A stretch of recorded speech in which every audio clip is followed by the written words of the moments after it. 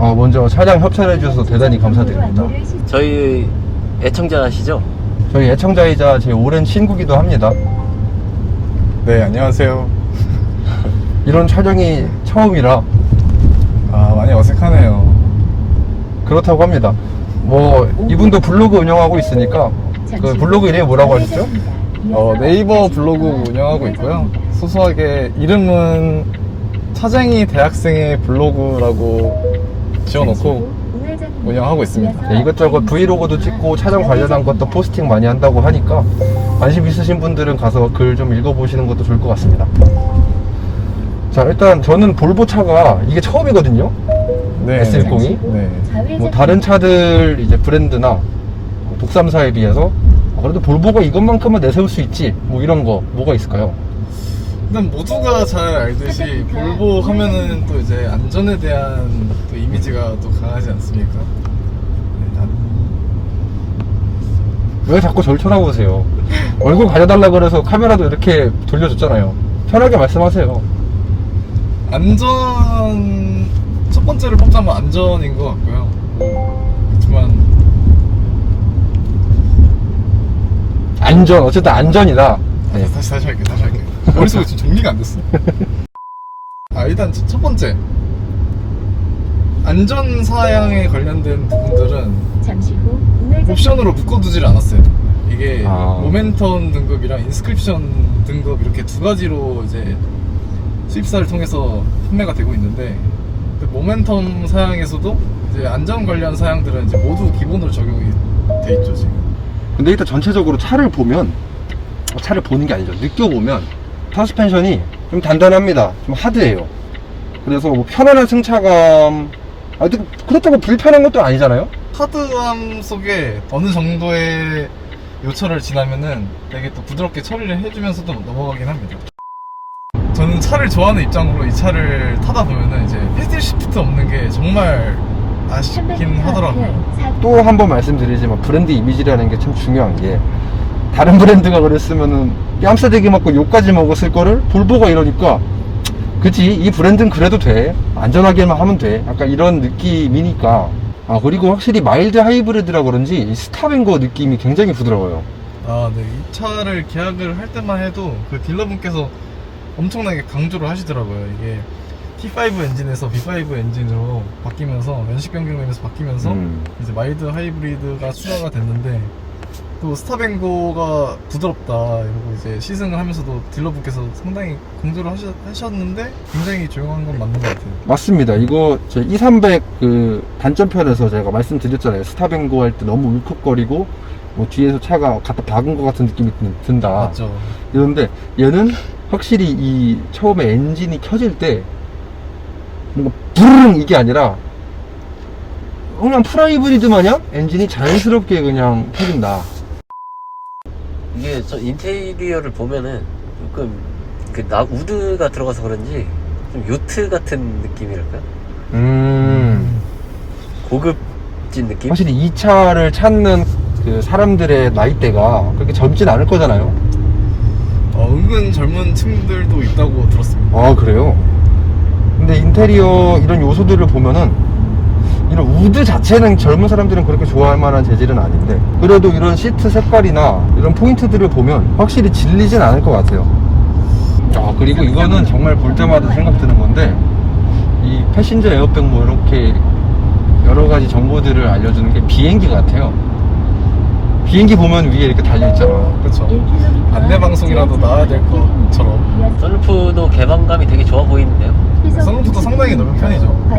그리고 이 사이드미러 사각지대 경보 불 들어오는 게, 다른 브랜드는 세모나 아니면 차 모양 같은 걸 이렇게 조그맣게 붙여서 불이 들어오게 해놨는데, 역시 안전을 생각하는 우리 볼보 씨는 그냥 그런 게 뭐가 필요하냐, 시각적으로 잘 보여야 된다 그러면서 크게 라이트를. 근데 이게 한 가지 단점이 있어요. 이게 단점도 있나요? 이제 차선을 바꾸려고 이제 방향지시를 켜게 되면은 경고음이 이제 발생하는데, 볼보는 경고음은 따로 발생이 안 되고 있습니다. 또 그것도 의외네요. 네. 그냥 이제 깜빡이는 정도? 저도 이제 왜 이렇게 그냥 만들었나. 이 정도 크게 박아줬으면 소리 안 내도 네가 알아서 볼 수 있지, 약간 이런 느낌인가요? 근데 이제 의외로 잘 보이지는 않습니다. 보이지가 않아요. 다른 아우디 차종이나 이제 폭스바겐 계열들은 이제 운전자가 쪽으로 보게끔 이제 라이트를 쏴주는데 볼보는 또 그런 기능은 또 없었습니다. 그리고 이 공조 장치도 다 이 인포테인먼트 시스템 터치 스크린에서 다 컨트롤을 해야 되잖아요. 이게 특히 공조기 관련 기능들이 다 화면 안에 들어가 있는데 이제 재순환 기능 같은 거는 이제 우리나라에 터널이 또 많다 보니까 자주 쓰는 버튼이기도 한데 이게 또 반대로 스웨덴에는 터널이 많이 없다고 해요. 아, 그렇죠. 네, 이게 아마 그 나라 정서에 좀 반영되지 않은 건가 라는 생각을. 근데 스웨덴 같이 추운 나라는 공조 장치를 만질 일이 많을 텐데 이렇게 스크린에 넣어놓은 건 또 의외네요. 이게 양날의 검이거든요, 사실. 보기에는 깔끔해 보이지만 조작하기에 그렇게 편하진 않은 구조잖아요. 버튼이 어느 정도 있어야 편하다고 생각하는 사람이라. 버튼이 있으면은 한 번에 딱 터치로 끝날 것이 뭐 여기 안에 있으면 눌러서 들어가고 조작하고 뭐 이런 과정들이 많아질 수는 있죠. 대신 보기에는 깔끔하다. 그래도 이 서리 없애는 버튼은 또 따로 빼놨네요. 역시 이 추운 나라라 그런지 정말 지들 니즈에 맞는 것들만 기능을 넣어놨네요. 지금 저 속도기가 저 빨간 색깔 포인트 있잖아요. 네.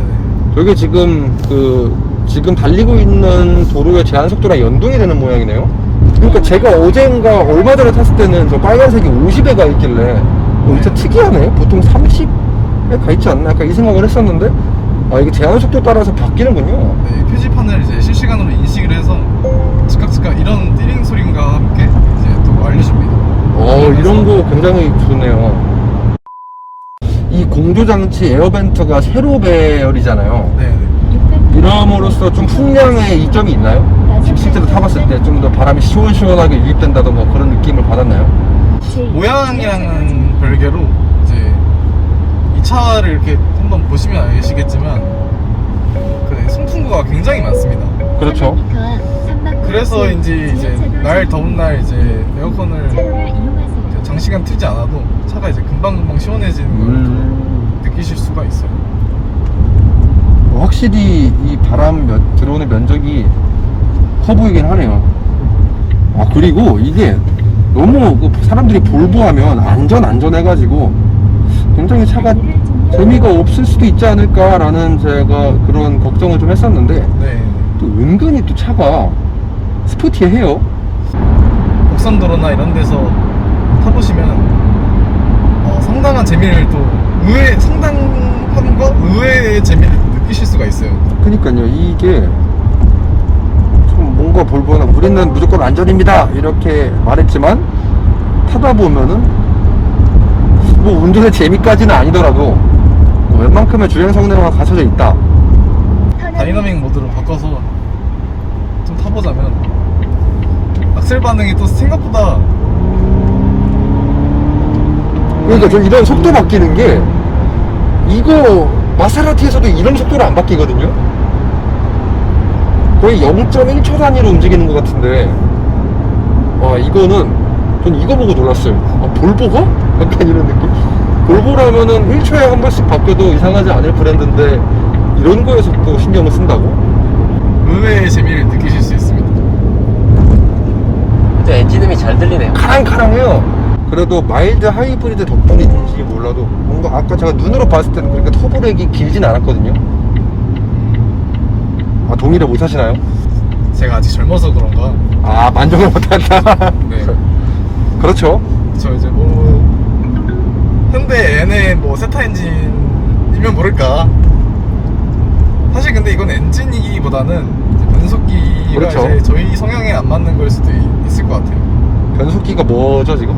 이게 아이신 변속기가 지금 들어가 있고요. 어디서 들었는데 아이씨는 좀 점잖은 느낌이라고 들었거든요.